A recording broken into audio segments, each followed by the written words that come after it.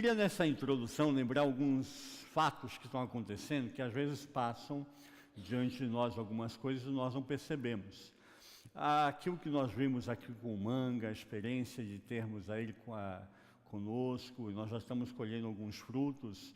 Ontem o Marco falou bem, a Assembleia, o pastor Estefan foi à frente e falou que ele saltou dessa altura de alegria com o Manga, com a participação, e ele ficou assim realmente apaixonado pela forma de nós estarmos adorando, louvando a Deus. É possível adorar a Deus através do rock, né? E louvarmos a Deus com intensidade. Ele até no final falou assim, eu estou sonhando que venha uma próxima conferência, porque agora em janeiro nós vamos para Israel. Foi a Embaixada Cristã de Israel que convidou a Igreja Evangélica para nós estarmos lá com eles. Vai ser um momento especial, é um congresso mundial, onde as igrejas estão sendo convidadas a estar indo a Israel. E até o pastor Roland, que é o presidente do colégio pastoral, falou que está sentindo de Deus mesmo, que Deus está chamando a Igreja Evangélica Livre para fazer diferença. E ele tem recebido profecias, olha só que legal, de outros pastores do mundo todo, tem trazido profecias a ele de que a Igreja Evangélica Livre, a Igreja Suíça, vai ter um papel importante nesse novo momento da história. Que vários lugares estão sendo profetizados, que vai haver uma mudança drástica na história, e a gente está esperando que seja realmente a preparação da volta de Jesus, né? Que esse é o meu desejo também, né? E é interessante porque, linkado com isso, domingo passado o pastor Etienne esteve aqui falando para nós e nos trouxe uma profecia, falando que viu um manto vir sobre a cidade de Genebra, um manto de cura, de restauração. Então nós estamos vendo em lugares diferentes, que não têm comunicação um com o outro, estão falando a mesma coisa. E nós estamos no centro disso. Deus está usando a Igreja Sal da Terra, aqui em Genebra, para marcar diferença. Às vezes nós olhamos, nós não temos muita gente, somos pouquinhos, tal, e achamos que somos uma igreja pequena e que Deus não vai usar grandemente. Já está usando. Eu queria marcar a primeira coisa nesse momento é que fique claro no seu coração, Deus já está usando a você, a mim, a esta comunidade, para marcar diferença nesse lugar. O nosso relacionamento com a Périsseri, o nosso relacionamento entre a Igreja do Ratois e Périsseri, o nosso relacionamento como Igreja Evangélica Suíça, multicultural, onde todas as línguas são respeitadas, o português, o espanhol, o francês. Nós já estamos fazendo diferença. E aí não é pela quantidade de pessoas, porque isso é a visão humana, gente, mas é pelo coração. É o seu coração, é o meu coração, é a sua oração, a minha oração, que está marcando essa diferença, que está fazendo essa mudança em nosso meio. E eu creio que Deus tem uma expectativa conosco, como igreja. O pastor Etienne falou isso domingo passado, que ele viu uma ação especial na igreja da Périsseri. Ele falou, eu fico muito contente porque essa visão me foi dada, e a primeira igreja que eu estou pregando e trazendo a revelação é aqui, a igreja da Périsseri, que é a primeira igreja evangélica da Suíça, 1817. E ele falou assim, para mim está sendo impactante, o próprio profeta trazendo a mensagem. E eu creio que Deus tem uma expectativa para comigo e com você para o ano de 2019. Há uma ação de Deus sendo preparada. Sabe aquela coisa que a gente está agora na época de festa, né? E aí a Vânia às vezes faz aquelas coisas gostosas em casa, aí tem aqueles bolinhos cheirando a canela, né? Aquelas coisas gostosas. Você entra assim em casa já, aquele cheiro especial, né? Eu creio que o bolinho de Deus está no forno, de verdade. E Ele tem um projeto para você, diga assim, para mim, um projeto para mim, para o ano de 2019. Deus quer usar realmente a mim, a você, mesmo em meio às nossas fragilidades, às nossas dificuldades. A gente aqui não está fantasiando nada, mas tem que ter clareza do contexto que nós estamos vivenciando. Mas Deus quer usar a sua vida, a minha vida, cada um de nós, para fazer uma diferença. Mas para a gente fazer diferença, a gente tem que ter claro que Deus, chamando a mim e a você para sermos ponte, e é isso que nós temos feito até então, temos sido ponte entre a Igreja Evangélica Suíça com outra Igreja Evangélica Suíça, ponte com o Risô Evangélico, ponte com outras igrejas latino-americanas. Deus tem nos chamado para sermos ponte. Nessa visão, nós precisamos entender que sempre uma igreja que quer ser saudável, ela tem que estar alerta para os perigos que podem acontecer no meio da caminhada. E por isso eu trouxe essa palavra de Filipenses capítulo 2, porque Paulo traz para mim e para você aqui alguns aspectos muito interessantes. Eu queria que você mantivesse a sua Bíblia aberta, que nós vamos hoje desmistificar muita coisa aqui que está presente no texto de Filipenses. Paulo, ele trabalha aqui 3 pontos importantes para mim e para você. O primeiro, ele fala sobre a desunião.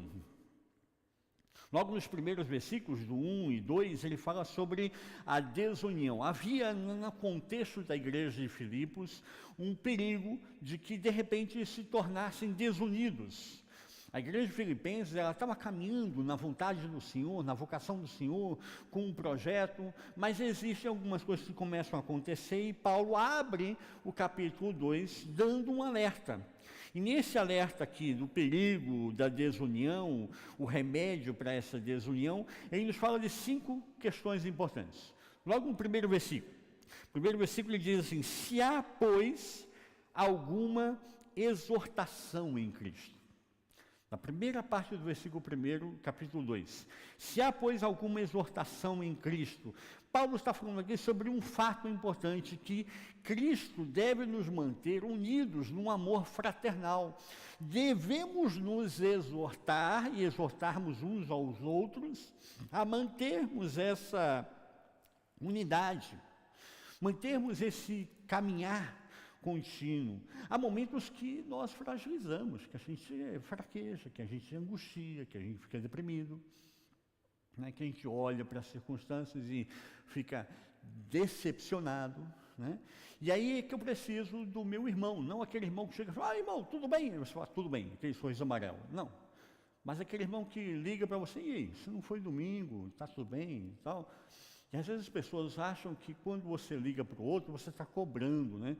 Ah, está cobrando fulano porque ele não veio na igreja, está interessado no dízimo dele. Não, não. É a pessoa. Que a gente possa ter essa liberdade mesmo de uns ligarmos uns para os outros e termos essa intimidade. Poxa, né?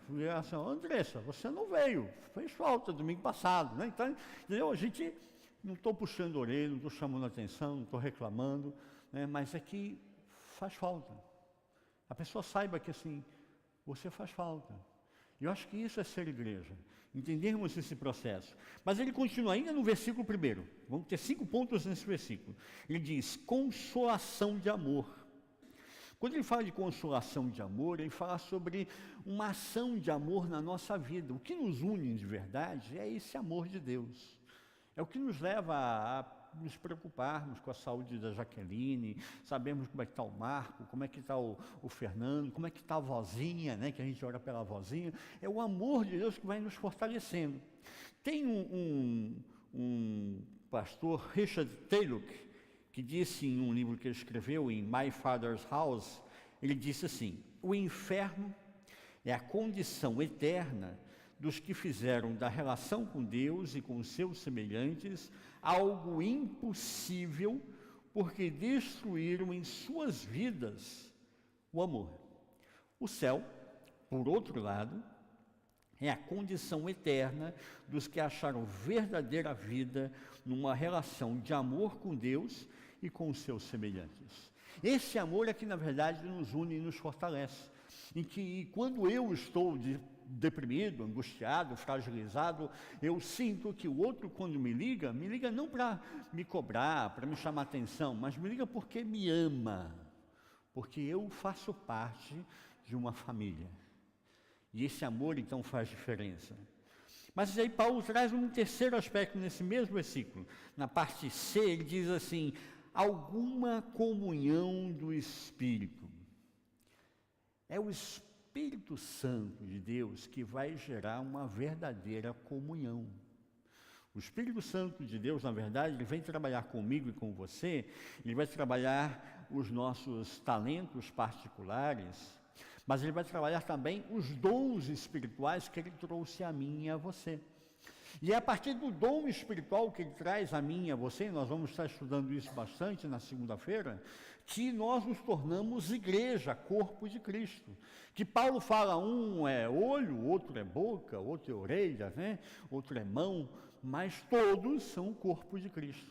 Então ninguém é mais importante, a orelha é mais importante do que a boca? Não. A orelha é mais importante do que a mão? Não. Todos são parte importante do corpo de Cristo. E é isso que Paulo nos exorta aqui, essa comunhão do Espírito Santo é que vai gerando essa intimidade e vai fortalecendo não uma unidade institucional, mas uma unidade como o corpo de Cristo, uma unidade em visão, uma unidade em amor, porque nós somos reconciliados em Cristo. Mas aí Paulo, ainda no versículo 1, são 5 pontos, ele traz um quarto alerta. Ele diz: entranhados afetos e misericórdias. Entranhados afetos e misericórdias. Ele fala de ações que Deus nos traz, né, que não é uma coisa externa, não é um papel externo, mas algo que tem que ser gerado de dentro de nós, entranhados afetos. Ele fala de algo que Deus vai gerando de dentro de nós, e nós vamos nos aproximando, estando juntos, porque esse processo acaba sendo parte mesmo de cada um de nós. Aristóteles falou há muito tempo atrás, né, sobre esse aspecto. Ele diz assim: os homens não foram destinados a serem lobos vorazes, mas sim a viver juntos em comunidade. Eu e você fomos chamados a vivermos em comunidade. O viver em comunidade está no próprio gene do ser humano. Quando nós nos sentimos isolados, nós nos abatemos. E aí, que coisa mais gostosa é receber um abraço de um amigo, receber a visita de um amigo, e dizer assim: estou contigo, conte comigo, e dar o seu ombro para você poder, às vezes, chorar e poder ter realmente paz naquele momento. Às vezes ele não vai trazer dinheiro, não vai trazer riqueza, não vai te trazer promessa, mas vai dizer assim: estou contigo, estamos juntos. E isso Paulo aqui acaba trabalhando, expressando nesse momento, falando como se fosse mais ou menos cada um desses aspectos um antídoto, um remédio contra essa desunião, aquilo que nos geraria a discórdia, nos separaria. E ele termina então o versículo 1 dizendo: completai a minha alegria. Paulo está falando sobre agora então um testemunho pessoal: completai a minha alegria. Paulo está falando sobre: eu não posso me sentir bem sabendo que os meus irmãos da comunidade não estão bem. Então ele fala assim: completai a minha alegria. Se você quer completar a sua alegria, então Paulo diz assim: pensem a mesma coisa, tenham o mesmo amor, se unam de alma, tenham o mesmo sentimento. Paulo está expressando aqui, na verdade, o que é o cerne de uma igreja saudável. Que a gente não pense por si próprio, mas pensemos uns pelos outros e pensemos o melhor de uns pelos outros, abordando realmente a sua preocupação é a minha preocupação, o seu problema é o meu problema, porque nós estamos juntos como corpo de Cristo. Então Paulo passa para um segundo ponto. O segundo ponto, a partir do versículo 3, ele vai trabalhar também em 5 pontos aqui. Hoje são 5 pontos. No versículo 3, ele fala 5 alertas sobre fatores que podem nos separar. No versículo 3 ele diz, leia comigo, né? Nada façais por partidarismo ou vanglória, mas por humildade, considerando cada um os outros superiores a si mesmos. O primeiro ponto, nada façais por partidarismo. Paulo está fazendo um alerta aqui para que não hajam ideologias, pensamentos partidários, vocações separatistas. Ele fala assim, não deixe que haja um partido. Chega um momento na igreja de Corinto que fala, eu sou de Apolo, eu sou de Cristo. E aí Paulo fala assim, não, somos todos de Jesus, pronto. E isso tem que ser o cerne que nos movimenta e nos vocaciona a cada processo. Ninguém deve assumir partidos, mas tenhamos o mesmo sentimento, o mesmo coração, né?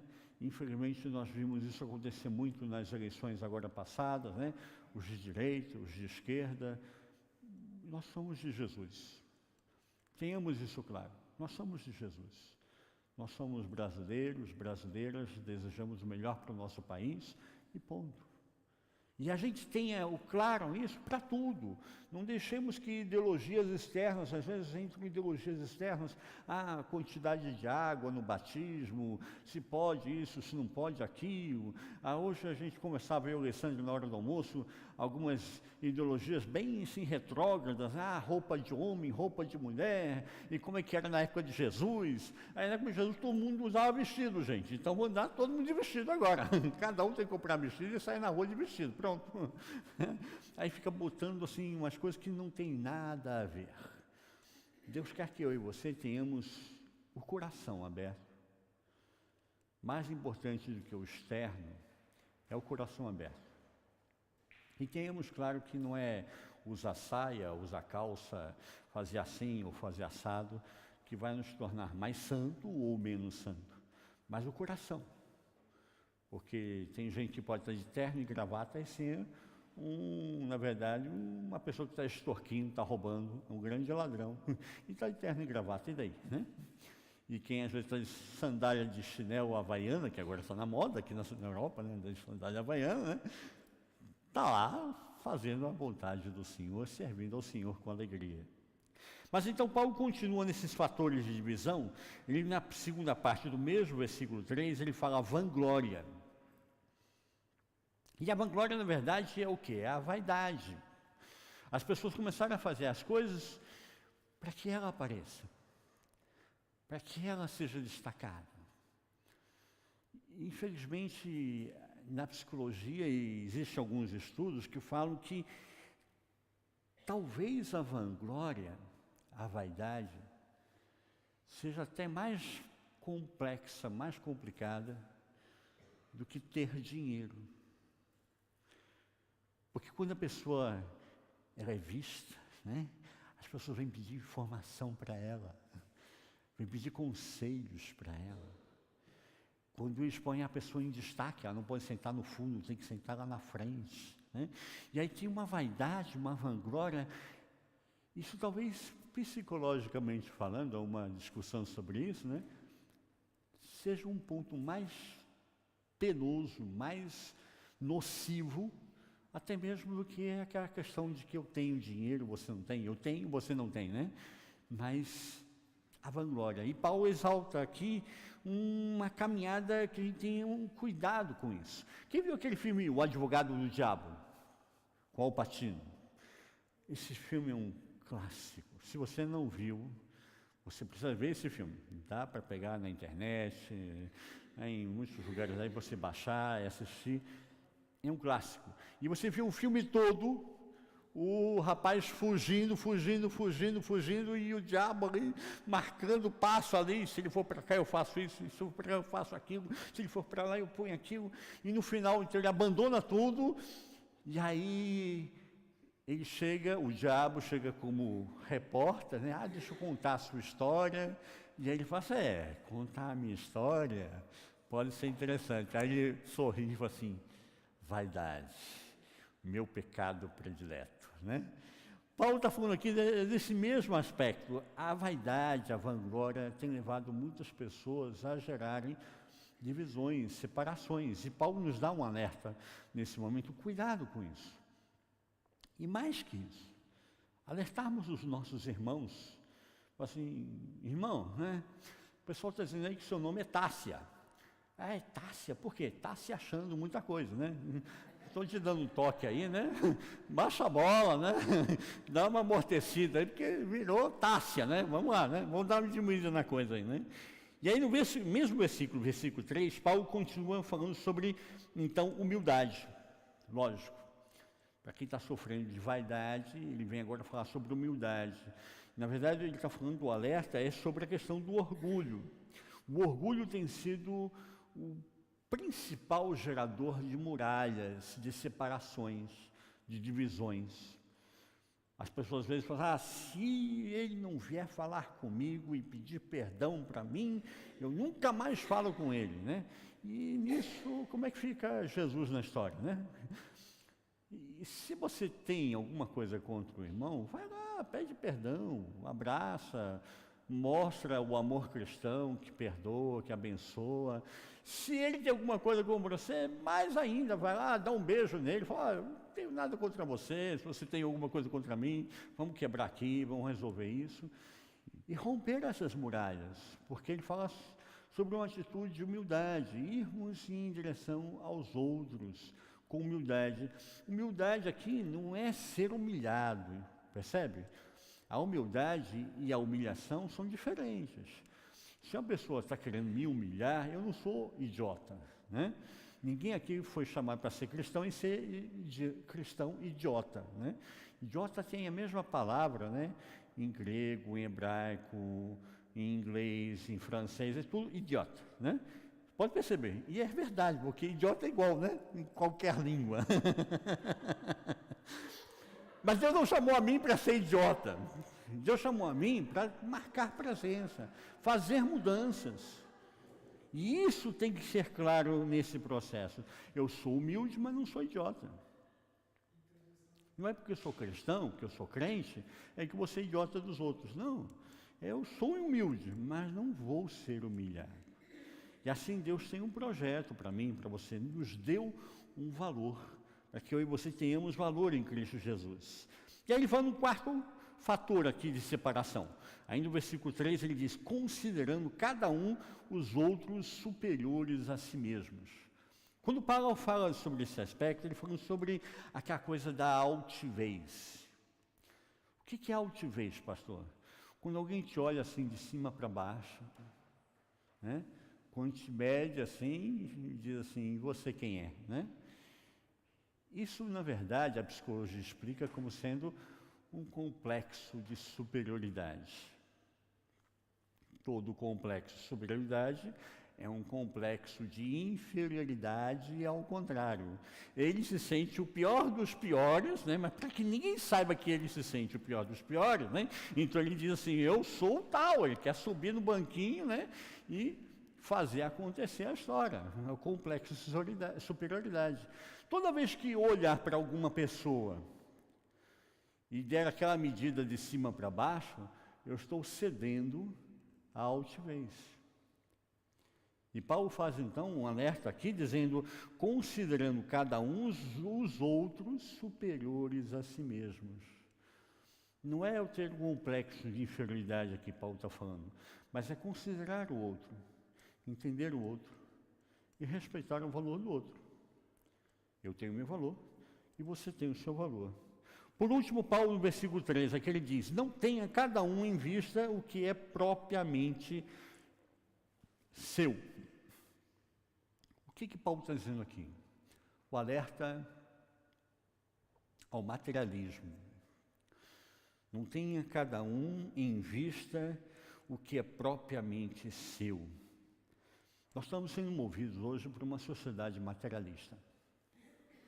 Cada vez mais nós somos medidos pelo que eu e você temos, não pelo que nós somos. Infelizmente a gente trouxe o Sebrae faz 15 dias agora, que veio a Genebra. Foi uma luta que a gente trouxe, batalhou muitas vezes no consulado. Porque eu vi muita gente sair daqui de Genebra com dinheiro no bolso, agora eu vou para o Brasil, vou abrir um negócio, vou ficar rico. E sai balançando a cabeça assim, vou ficar rico. E eu falei assim, tá bom, ok. Aí vai para o Brasil para ficar rico. E leva o bolso recheado, não é que saiu daqui com 10 tostão, não. Já vi gente sair daqui com 500 mil francos, com quase 1 milhão. E não dura 2 anos no Brasil. Porque quer ir para o Brasil viver como se fosse milionário, né? E esquece que o dinheiro acaba rápido, né? E aí, né, os burros, as vacas, os camelos, né, vai tudo para a água, o brejo abaixo, né?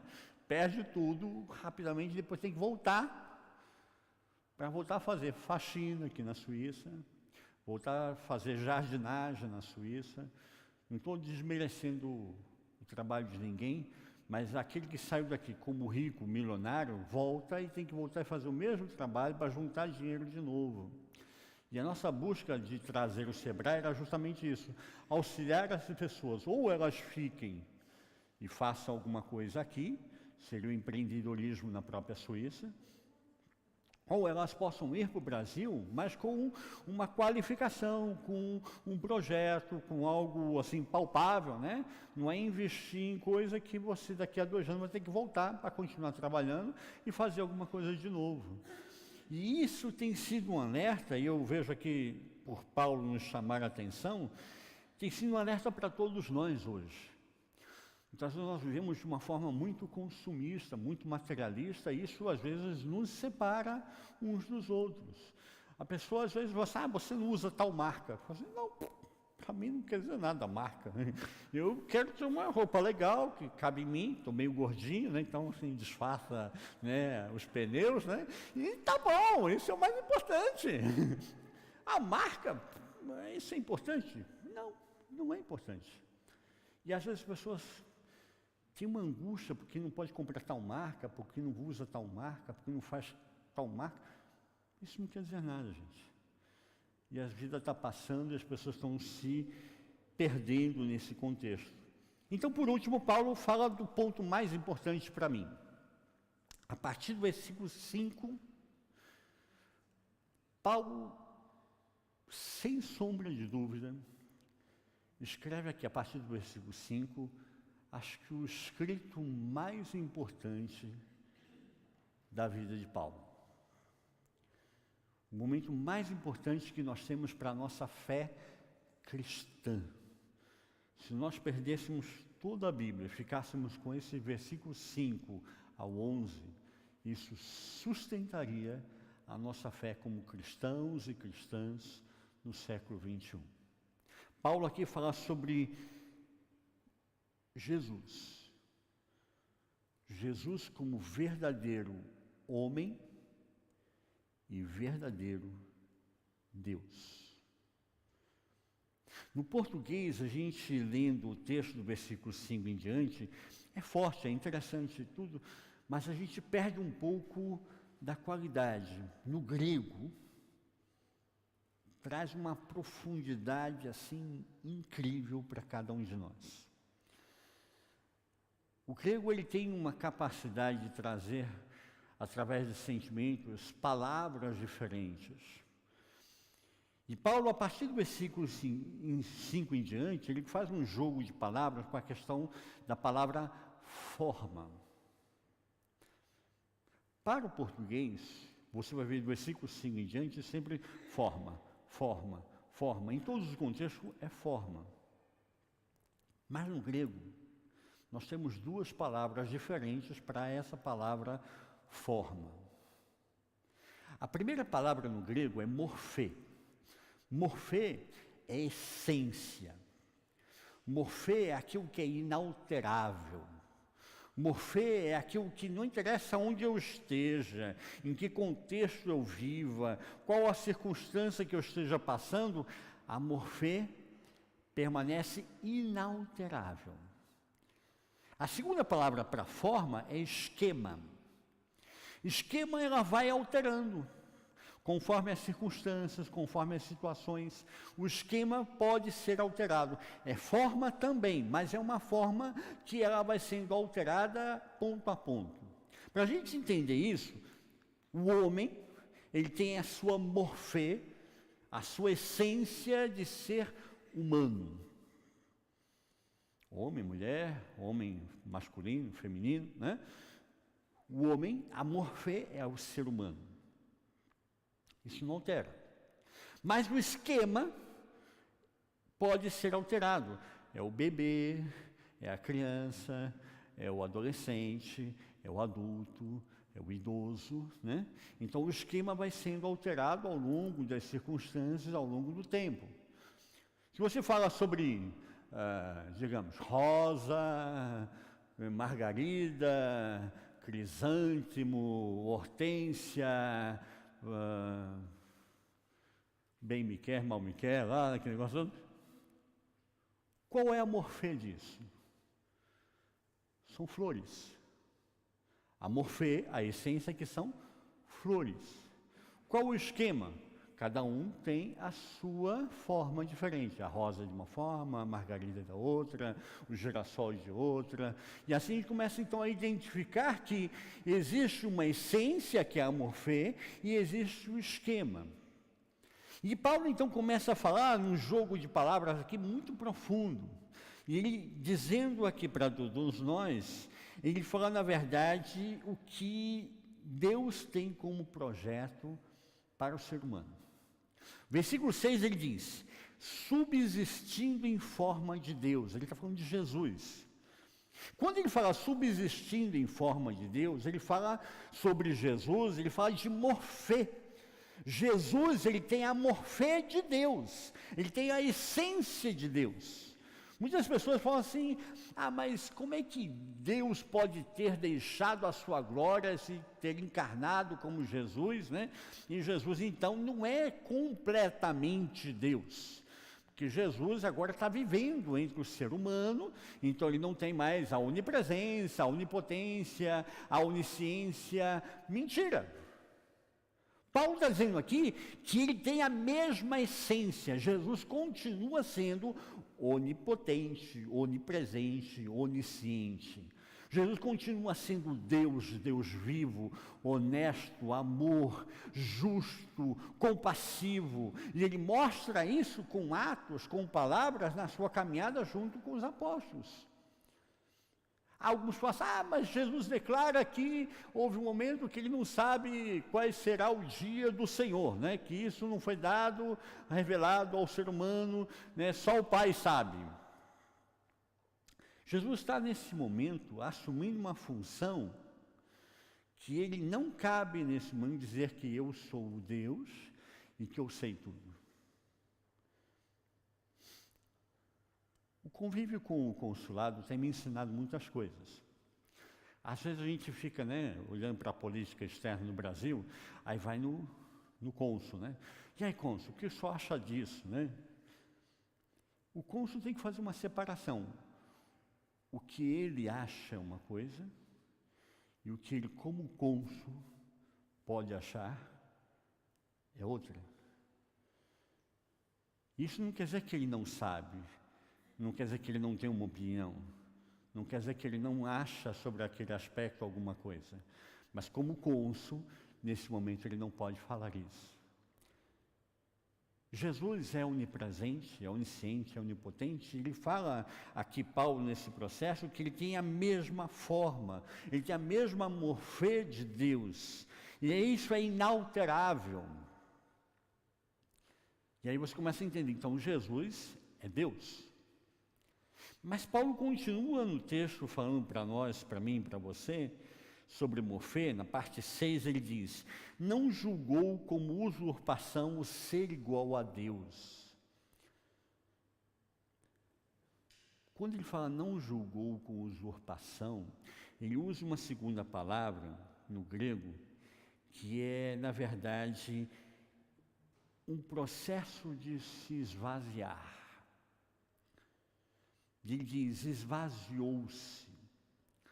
Essa palavra no grego é kenon. Kenon é tornar completamente vazio, seco. É como se você tivesse aqui um galão de 5 litros, você derramasse e desse aquela sacudidinha assim, para não sobrar nenhuma gotinha lá dentro. E é isso que Paulo está falando sobre Jesus, que mesmo Jesus tendo a morfê de Deus, ele se esvaziou completamente. Para quê?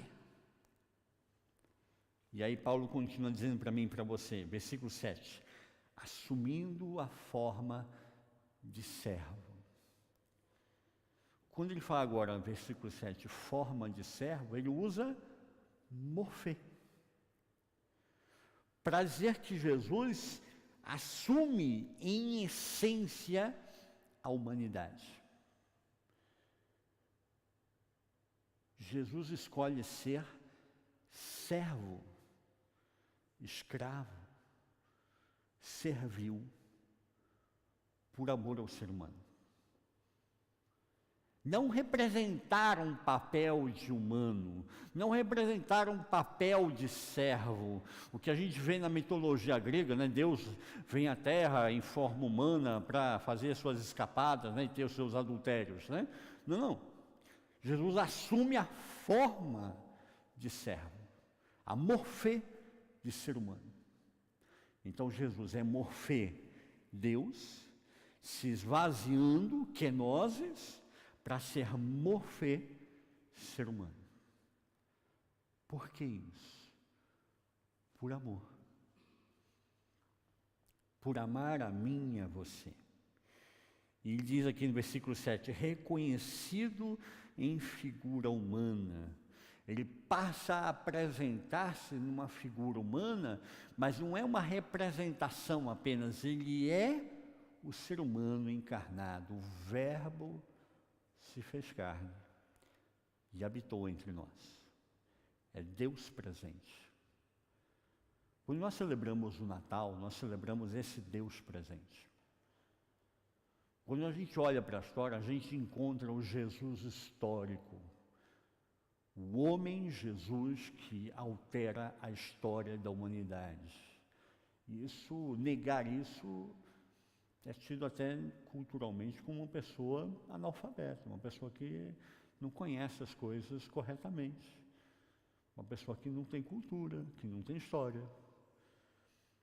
E aqui nesse texto, então, Paulo mostra para mim e para você que Jesus toma esse processo, essa morfê de Deus, ele se esvazia para assumir a morfê do ser humano, e ele diz, versículo 8, o que Jesus fez foi se humilhou e fez-se obediente até a morte, e a morte de cruz. Jesus vai até o limite do limite para o ser humano, indo até a morte, e não uma morte qualquer, mas a pior morte na sua época, que era a crucificação. Para mostrar para mim e para você que o amor de Deus não tem limites por mim e por você. Que Deus ama a mim e a você sem limites. Que Deus ama a mim e a você porque Ele ama. Não é porque eu tenho qualidades, não é porque eu tenho atrativos, não é porque eu tenho dinheiro, não é porque eu tenho uma roupa bacana, eu uso tal marca, mas porque Ele me ama a mim, ama você, ama cada um de nós. E aí então Ele acaba mostrando para mim e para você o que deve ser a essência da nossa fé. O que me conquistou para ser cristão? O que conquistou você para ser cristão? Eu não fui conquistado pela força. Eu fui conquistado pelo amor de Cristo Jesus pela minha vida. Porque aquele que tem a morfê, a essência de Deus, fazer a kenosis de se esvaziar até a última gota, para assumir a morfê humana, e não satisfeito a morfê de servo, E ainda não satisfeito, ir até o último do limite humano, assumir a morte de cruz, porque Jesus tinha pecado? Não, porque Ele me ama, porque Ele ama você. Isso é que nos impacta, que nos leva a nos ajoelharmos, a virmos à igreja, não porque nós estamos sendo conquistados pela força, mas pelo amor de Deus. O amor sem limites por mim, por você. A pessoa, na verdade, quando olha para esse texto e entende a profundidade do que Paulo está dizendo aqui para mim, para você, ela acaba dizendo: eu não posso resistir não ao poder de Deus, apesar de ser o Deus Todo-Poderoso, o El Shaddai, mas eu não posso resistir a esse amor, um amor tão assombroso, tão fantástico, que se esvazia para estar comigo e com você. E de verdade, eu e você muitas vezes nos olhamos no espelho e falamos assim: Jesus morreu por essa figura aí que eu estou vendo no espelho? E a gente mesmo muitas vezes olha e fala assim: ninguém merece, né? Eu não morreria, né? Mas Jesus morreu por você, por mim, por cada um de nós. Isso para mim é o Natal.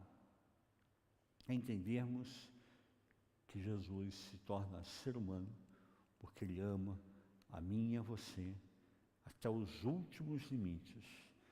Não é o poder de Cristo que reduz ao homem e submete o homem, mas é o amor desse Cristo. O amor maravilhoso de Jesus é que faz com que o homem se ajoelhe e se declare maravilhado.